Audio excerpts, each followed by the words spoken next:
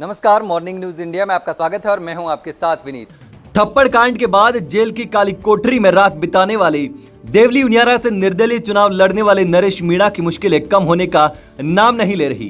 देवली उनियारा में हुए थप्पड़ कांड और आगजनी के बाद नरेश मीणा एक के बाद एक नई मुश्किल में फंसते जा रहे हैं। तो चलिए जानते हैं असल में ये पूरा माजरा क्या है। थप्पड़ कांड और आगजनी के बाद पुलिस ने नरेश मीणा को गिरफ्तार किया।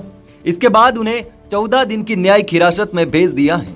नरेश मीणा के साथ पकड़े 52 लोगों को भी पुलिस ने जेल भेज दिया है। इस बीच जिला कलेक्टर डॉक्टर सौम्या झा और नरेश मीणा की बातचीत को लेकर सामने आया है कि जिला कलेक्टर ने नरेश मीणा को 6 कॉल किए थे, लेकिन उन्होंने फोन नहीं उठाया। एसडीएम और अतिरिक्त जिला कलेक्टर ने भी कलेक्टर से बात करवाने की कोशिश की, मगर नरेश मीणा ने बात नहीं की। वहीं दूसरी ओर प्रशासन अगर चाहता तो नरेश मीणा को थप्पड़ कांड के बाद गिरफ्तार कर सकता था। अगर ऐसा होता तो देवली उनियारा में आगजनी और बवाल नहीं होता। जबकि देवली उनियारा की जनता की माने तो नरेश मीणा की गलती कम और प्रशासन की गलती ज्यादा दिख रही है। किरोड़ीलाल मीणा के सामने देवली में बातचीत करते हुए एक महिला का वीडियो वायरल हो रहा है, जो साफ साफ कह रही है नरेश मीणा की कोई गलती नहीं है। उन्होंने जिला कलेक्टर को बुलाया था पर वो नहीं आई। वहीं जिस एसडीएम को नरेश मीणा ने थप्पड़ जड़ा, उनका एक वीडियो भी सोशल मीडिया पर खूब वायरल हो रहा है, जिसमें कहा जा रहा है कि जिला कलेक्टर मैडम ने कहा था कि देवली में चुनाव का बहिष्कार तोड़वाओ और वोट दिलवाओ। मैंने कलेक्टर के कहने पर जबरदस्ती वोट दिलवाई थी। अब डॉक्टर किरोड़ीलाल मीणा कभी नरेश मीणा को बचाने की कोशिश करते दिख रहे हैं, तो कभी ऐसा लग रहा है उनकी बाकी जिंदगी जेल में कटती दिख रही है। और खैर, ये रहा अब तक का घटनाक्रम और बयानबाजी।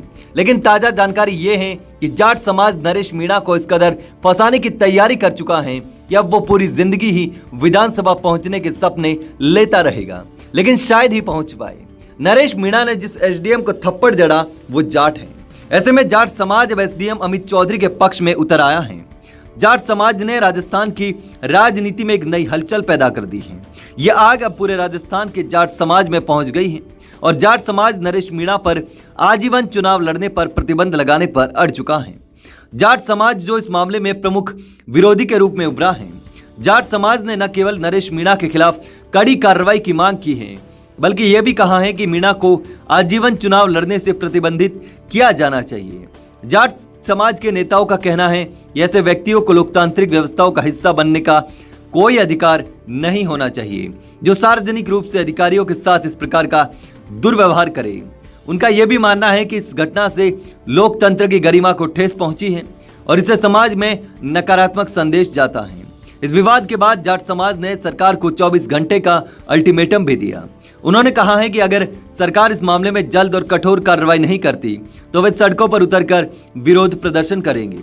जाट समाज के नेताओं ने मांग की है कि नरेश मीणा के खिलाफ कानून के तहत कड़ी कार्रवाई की जाए, ताकि ऐसी घटनाओं की पुनरावृत्ति न हो सके। वहीं नरेश मीणा को शुक्रवार 15 नवंबर को कोर्ट में पेश किया गया था, जहां उन्हें 14 दिन की न्यायिक हिरासत में भेज दिया गया है। कोर्ट ने इस मामले की गंभीरता को देखते हुए नरेश मीणा को वीडियो कॉन्फ्रेंसिंग के माध्यम से पेश करने का आदेश दिया। अब नरेश मीणा को टोंक जिला जेल में शिफ्ट कर दिया गया है और पुलिस बल की तैनाती भी की गई है, ताकि किसी भी प्रकार की हिंसा या उपद्रव को रोका जा सके। ये मामला न केवल स्थानीय राजनीति के लिए महत्वपूर्ण है, बल्कि राज्य में प्रशासनिक व्यवस्था और कानून के राज पर भी कई सवाल खड़े कर रहा है। खैर, ये तो आने वाले वक्त में ही पता चलेगा कि जाट समाज की मांग पर नरेश मीणा पर चुनाव लड़ने को लेकर आजीवन प्रतिबंध लगता है या फिर नहीं। और वीडियोस देखने के लिए सब्सक्राइब करें मॉर्निंग न्यूज इंडिया को और जुड़े रहिए हमारे साथ।